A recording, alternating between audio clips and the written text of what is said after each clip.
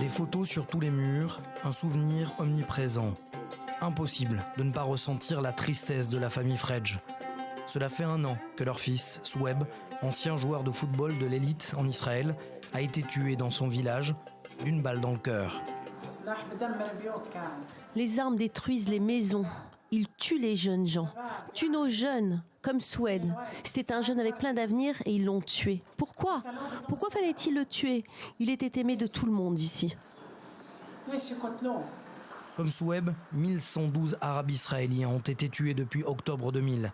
Plus des 3/4 par arme à feu, volées au sein de l'armée israélienne et qui transitent ensuite dans le secteur arabe israélien. Si les leaders de ce secteur acceptent de parler de jungle, ils demandent aux autorités israéliennes d'agir. Tant que ces assassins ne seront pas arrêtés ni jugés, cela vaut le coup de tuer. Ces jeunes considèrent peut-être que c'est un acte héroïque de posséder une arme, de tirer et de tuer sans qu'ils soient inquiétés par la police. La police a tous les outils pour trouver l'assassin de mon fils, mais elle ne veut pas faire d'efforts. Benyamin Netanyahou a beau avoir annoncé un renfort conséquent de policiers dans le secteur arabe, un trompe-l'œil pour cet ancien chef de conseil d'un village arabe israélien.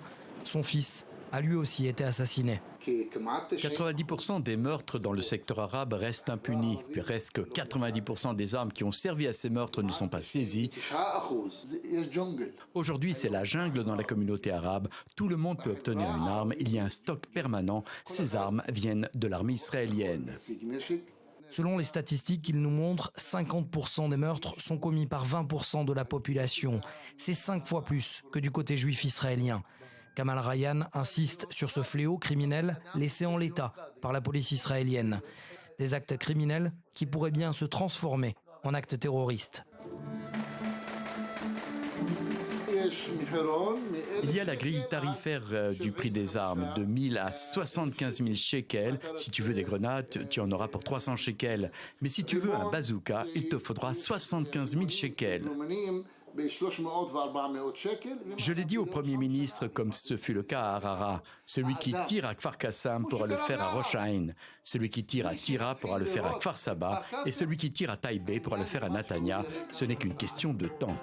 En 2014, 68% des assassins par arme à feu seraient arabes israéliens. Le responsable du meurtre de Soueb Fredj reste lui, toujours dans la nature.